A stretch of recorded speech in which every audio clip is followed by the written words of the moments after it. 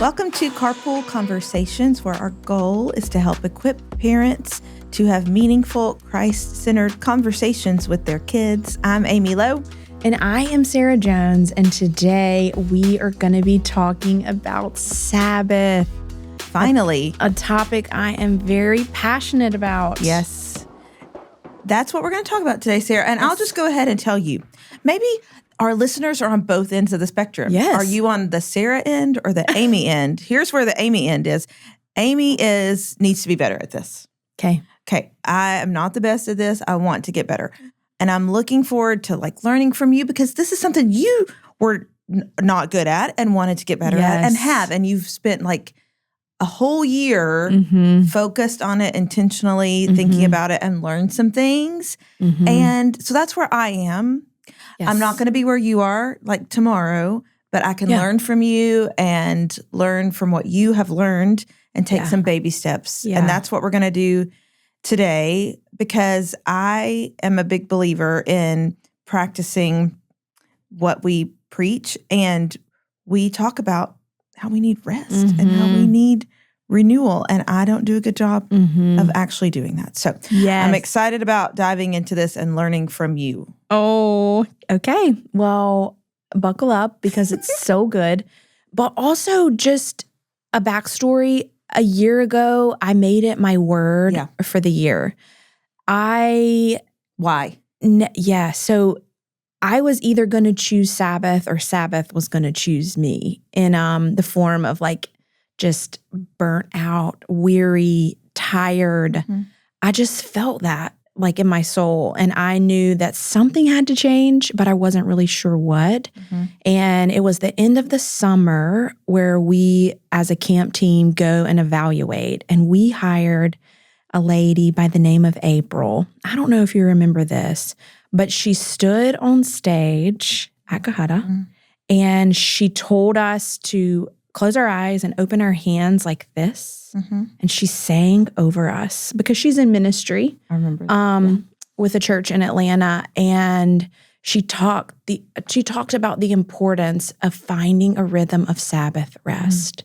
And she shared a little bit about what it meant to her and what it does for her. And I thought, I don't have a rhythm of Sabbath rest. And this is a really hard area for me. This is a roadblock to a lot of things in my life.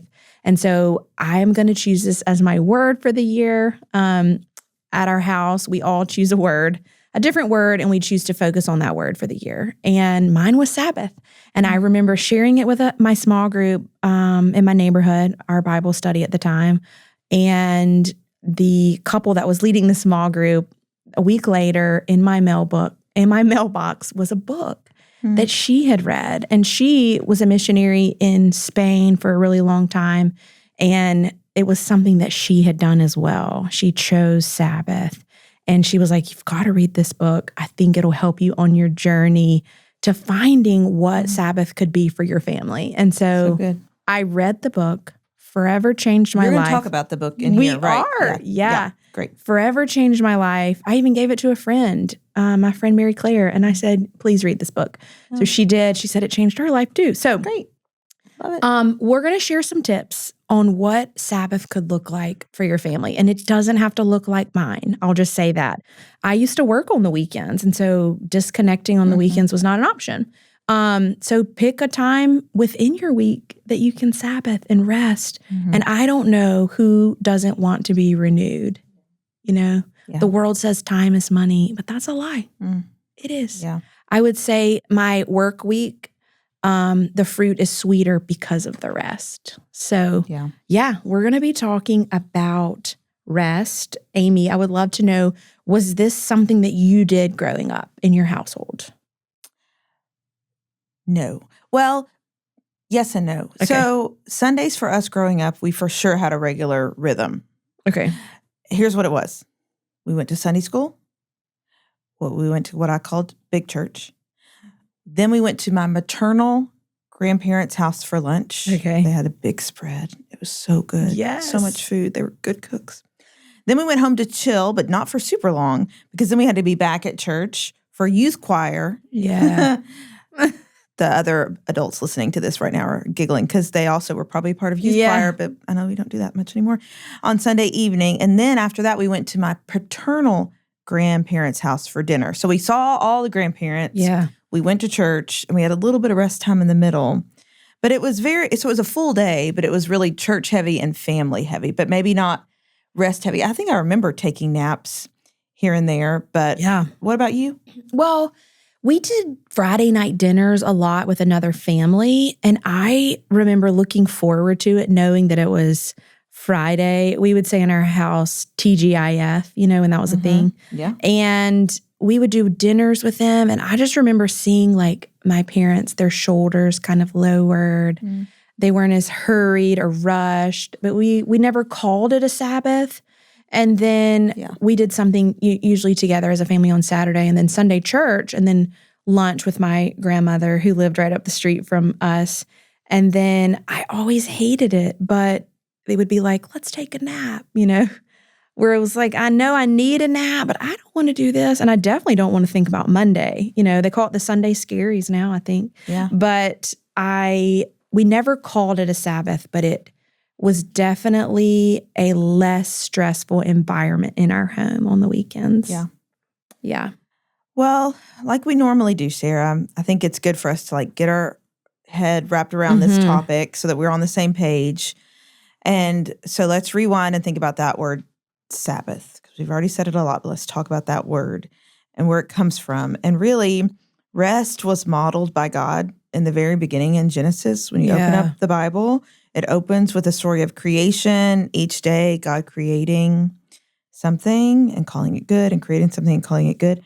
And then we see in Genesis 2, 1-3, and I'll read it. And on the seventh day, God finished his work that he had done, and he rested on the seventh day from all his work that he had done. So God blessed the seventh day and made it holy, because on it, God rested from all his work that he had done in creation. I mean, I don't know how many times it said rested, but it was a lot. And he blessed the day and made it holy. So this Sabbath, I mean, we see it from the very beginning. Even God had a Sabbath and a rest. And I think, we think we don't need it, but God did it and modeled it for us. So there must be a reason for it.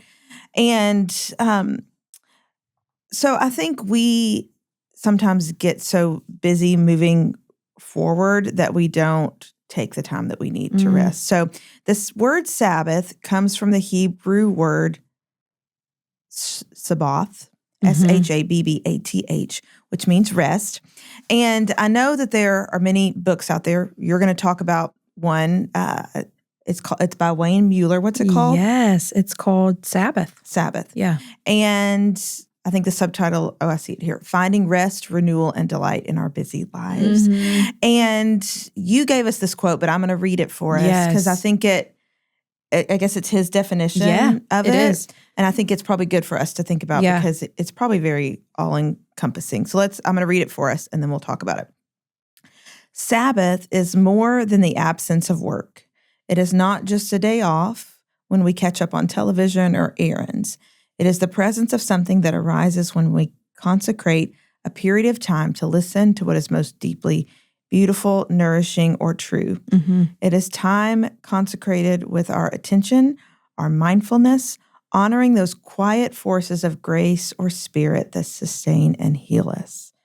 What I heard in this is just quiet forces, that it's so good for us. And that it's not an absence of something, it's a presence of something else. So it is.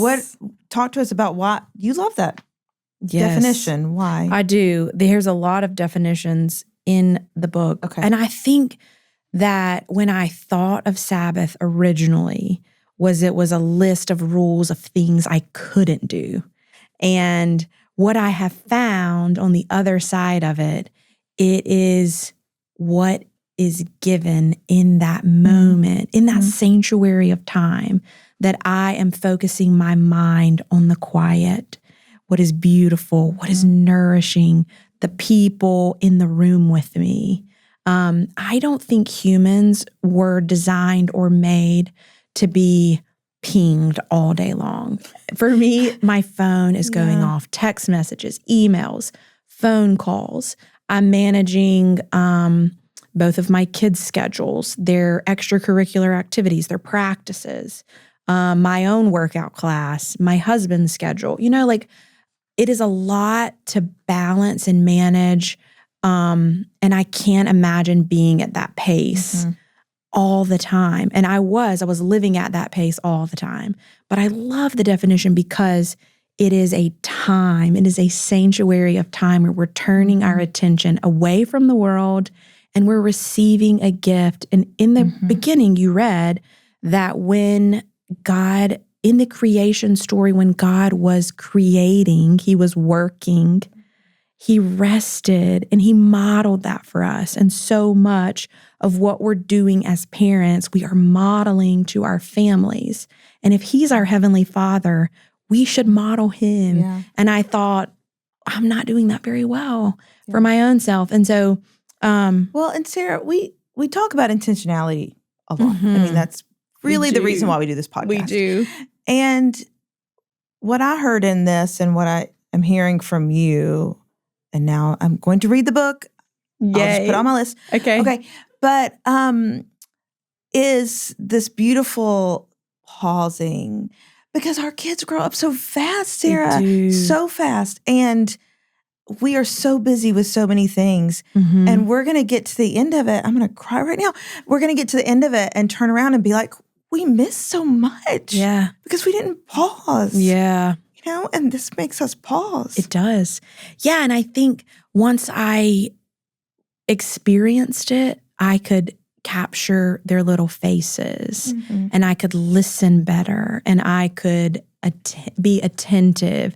I could be a student of their heart and we could be silly and fun and play games and go on long family walks. I said this before we started recording, but it's allowing our souls to catch up to our bodies in a way where we are at the same pace, because Monday through Friday is crazy. My husband and I are two ships. Like I'm at work, you're at work, I'm doing drop off, you're doing drop off. And so it is like our time to just reconnect, really. And we only have 2 kids. Can you imagine?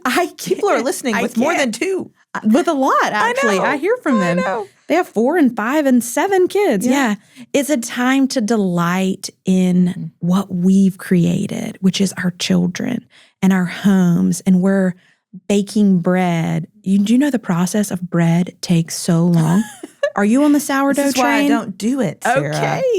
Well, when you Sabbath, you have all the time to make sourdough bread because it takes 8 to 10 hours to prove, and you've got all the time. Yeah. So we bake bread together. We eat bread on Friday night. We have a special meal. We light a candle. We give our kids a blessing. So, yes, I got off track, but I'm just so passionate. I would say I would run into a friend in the grocery store and I would not even have time to say, how are you? And they would say, I haven't seen you in so long. How are you doing? My response every time was, oh, I'm so busy. I'm so busy. I can't even stop to talk to you. I have got to go and we something. Should catch up sometime. Yeah. But will we ever? No. Let's do coffee or let's do dinner. Let's schedule it. We should. And we don't. I know. So I had essentially being busy was my badge, I think. Yeah. And I wore it really well. I did. You should have seen, the dark circles under my eyes. I was so tired. So, I made Sabbath my word, and I want to beg you to just try it. That's it. Just try it. Yeah. So that's what we're going to do today. It's just talk. Really, I'm going to learn from Sara most of the time. Today, she's going to tell us all that she learned and ways that she got there, because she's on the other side of it now. Like, it is a regular part of your rhythm. You're gonna keep doing it because you've seen the benefit, and I'm not there yet, but I want to get there. But I know I can't get there tomorrow, so I'm gonna learn baby steps and some things that I can do, and that's what we want everybody listening to do. Yes. Maybe if you are already rocking at it, how can you be even more intentional with it? And if you're not, I'm there with you, and let's take some baby steps. So I'm gonna pick your brain. Okay, I'm gonna give you one 1 to 2 practical ways to mark the time. And I've said the work week, if I could compare it to breathing, the work week is a long inhale and Sabbath is a long exhale. And it is like, I think I said, I could see my parents' shoulders lowering. And so think of it like a breath. The work week is an inhale. The weekend, the Sabbath, is an exhale. And it is a time where you can say, I'm going to turn off the outside world. We're going to go for a walk. We're going to mark it with a meal. So that's my 2 tips. Plan a meal. We do it on Friday night. It does not have to be on Friday night. That's what works for y'all. Especially if somebody works late on Fridays or you have a child in a Friday night football game, pick another night. Pick Saturday night. It's where we're having a special dinner. I cook a special meal. The house is clean. We light candles. What is it about when you go over to someone's house and you can smell food cooking, you see a candle lit, it smells so good. It's like a hug. It is. It's like a warm, inviting, you feel yourself like less tense, I would say.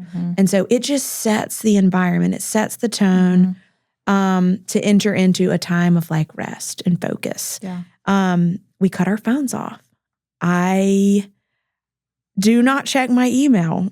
It took me a minute to say like, I'm just so conditioned to go and check it. I don't want to be behind. I don't want to start Monday behind. Nobody expects you to email them back on Friday night, even if they are emailing you. You're so right. You're so right.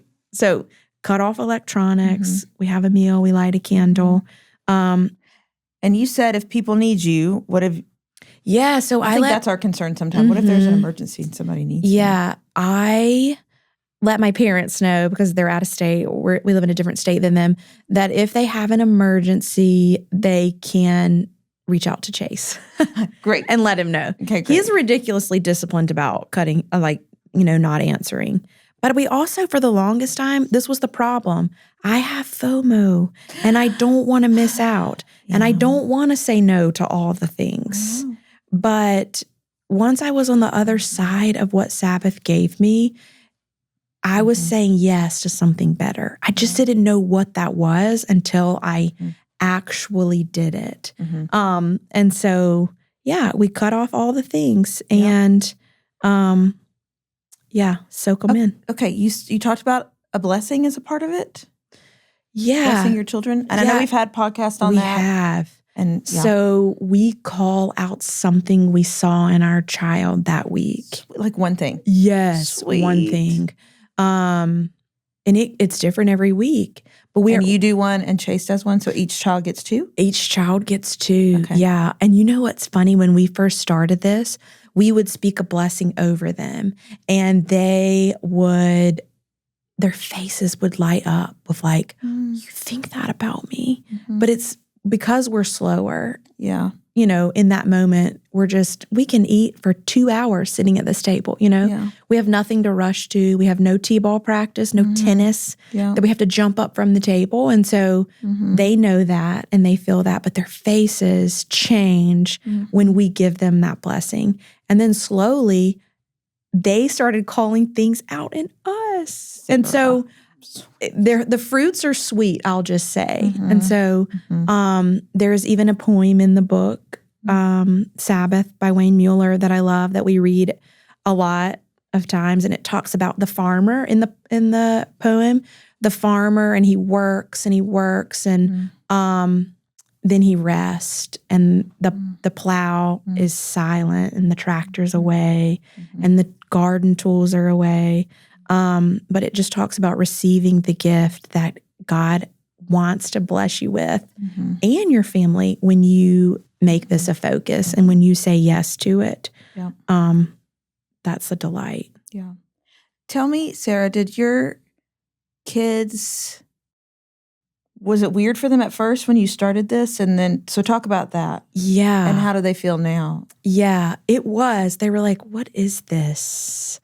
Sabbath. And we watched The Chosen. Do they call it that? Y'all all call it that? Sabbath. Everybody? Mm-hmm. Okay, great. Everybody calls it that. Yeah, and there's fresh flowers in our house. Every Friday, if it's not in the summer, if I'm not growing them and cutting them and putting them in a vase, I put fresh flowers on their bedside. I put fresh flowers on the table and then on our bedside in our room. It's just a reminder of like the way plants grow in every season. And traditionally, Sabbath was celebrated on Friday night at sundown. Yeah. So it's something about the sunlight in the different seasons, thinking about a growing season. And in winter, when it's dark at 5:30, there's like longer periods of rest. And then in the summer, when you're tending your crop, you're in a harvest, a season of harvest. Yeah. And so just the way that God designed the sun and for that to represent when it was time to, think about before the light bulb. He talks about this in the book. Think about before the light bulb was invented. Yeah. You went to sleep when it got dark. You did. You couldn't do anything else. Exactly. Yeah. And Sarah, we really got a taste of this in COVID in some ways because we were forced to stop. And that has become more and more of a distant memory in our past. And I bet everybody listening has just like, maybe once COVID was over, we started slowly adding things back in, but I don't know about everybody else listening, but I feel as busy as it didn't take long to get back to the busyness. The busyness of it all. I look back on that season because we were all home together. Some people loved it. Right.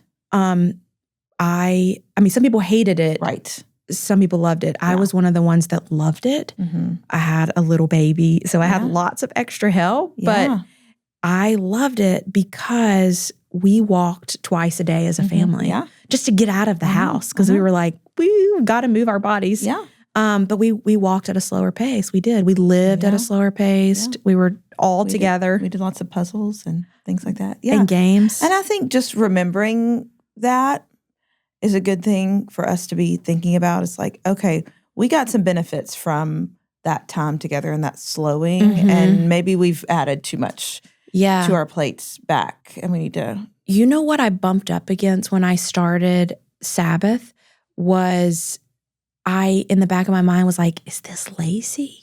Like I didn't want to feel lazy. I bumped up against the to-do list of the things that I needed to do or what I felt was most important. Sarah, do you feel that? Sarah. Yeah. We had Mother-Daughter Weekend. We've started to do Mother-Daughter Weekends. As you know, come to them. They're so fun. We're going to keep having them. Check the website. And Father-Son also. But we had a Mother-Daughter one recently. And we had a time in the Mother-Daughter where it was just the moms together. And we really just opened the floor to, hey, moms, like look at each other in the eyeball. What are you struggling with? What are you doing well that you could encourage somebody else that you've learned? Or what is something that you're struggling with that you would love to ask these women in this room who are like doing the thing with you? And it was so interesting. One of the takeaways I had is just that, gosh, these moms have a big burden that is on their shoulders. Yeah. And they just feel the weight of all that they're doing. Just like you mentioned earlier, the taking care of the family and raising the children and working, and some of them have multiple jobs, and just this. There was tears in that time, and I kept thinking about this podcast because I knew it was coming up, and I just thought, these women, we need a break. Like we need to slow it down, and we need to take a beat because we're not doing ourselves any favors. Yeah. And you could just see the weight on them. And I was so proud of them. They took time away to come be with their daughters and have intentional time with them and put their phones down. And they did, and they had fun, and they played. And I think they learned a lot and loved it. But I felt weighty for them. Yeah. And I just thought this podcast today and this idea is something that we should take seriously. Yeah. And part of my Sabbath ritual, my kids know, my husband knows, don't interrupt me. I read a book and I soak in salts, it is glorious. Let me tell you. I was like, I have to build this in. It was like my moment of like just myself, self-care, if you will. But it's just time away and unplugged and recharging. These are the words that I got out of after I read the book. Restored, renewed, recharged. Like, I don't know who doesn't need that. Yeah. That's what's waiting for you on the other side of it. Yes. I'll just say. Yes. So, hey, Sarah, I'm going to read this quote. Okay, yeah. That is on here, and I want you to talk about it once I read it, because you pulled it for us. So it says, this is from the Mueller book, if busyness can become a kind of violence, we do not have to stretch our perception very far to see that Sabbath time, effortless, nourishing rest can invite a healing of this violence. When we consecrate a time to listen to the still, small voices, we remember the root of inner wisdom that makes work fruitful. We remember from where we are most deeply nourished and more clearly see the shape and texture of the people and things before us. So talk to us about, why did you love that quote so much? Yes, I loved it because someone said, children who are delighted in are delightful. Yeah. And when they're at school, they're being taught by someone that's not me. Right. They're being poured into. They are around their friends.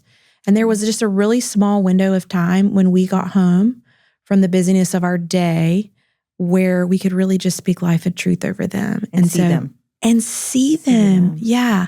At a slow pace. And so I found that Sabbath bust the door down for intentionality, for delight, for connection. And what I have found is that the investment of me saying no to my girlfriends going to dinner or playing pickleball or those things are great. Don't get me wrong, but I had to say yes to that sanctuary of time that I talked about, to be slow with my family, that it just opened it wide up for all of those things. Yeah. And the investment that I made, the return is overflowing. Do you hear me? It makes you want to keep doing it. It does. It's so contagious, but I also see their souls are renewed and refreshed. What's the psalm that says, you lead me by quiet waters, green pastures? That is what Sabbath is. Yeah. You can even read that. Like, we read scripture sometimes at Sabbath dinner. We really just share whatever like the Lord is teaching us to in that moment. So did you and Chase come up with this together? Because it was your word first. I'm just wondering if I want to do this.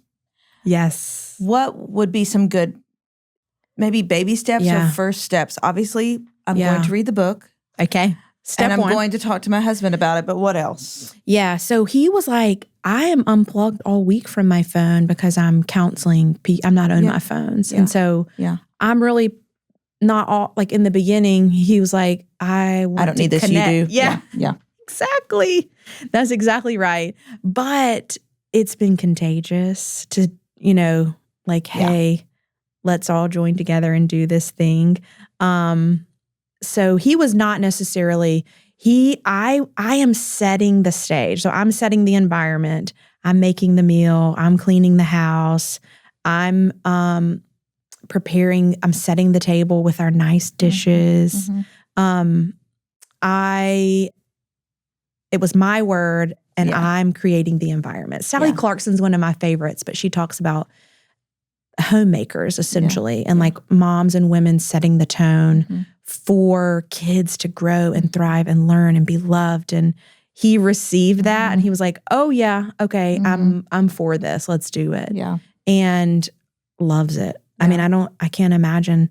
I think I talked in the beginning about you'll choose Sabbath or Sabbath will choose you, and the writer of the book talked about an illness that because he was in ministry and he was serving and serving and serving, and he got sick. And he said, God chose Sabbath for me. Yeah. And so because my husband is a therapist and here's, some hard things in the week, he quickly was like, I have to have, it's like air. Mm-hmm. It's like food. Yeah. I need the rest. Yeah. And so he really enjoys it. Our kids love it. I love it. I think you will not be disappointed, Amy. So would you even say just because you start Friday at dinner and you go to Saturday like lunch or something, would you say just like maybe start for an evening? Yeah. Would that be a good baby step? An evening is a great baby step. Okay. And turn your phone off. Turn your phone off. Yeah. And it can just be an afternoon in the week too. Yeah. It doesn't have to be Friday. If you're like a Friday, let's host dinner, and invite other people in. Like we invited our neighborhood. All of our husbands happened to be out of town or working late on Friday night. And so we invited our neighborhood friends and the moms over. It was chaos. So lower your expectations, but there were more kids than there were adults. And so I just catered a meal. I did not cook, and that was okay too. Yeah. But we lit our candles. Mm-hmm.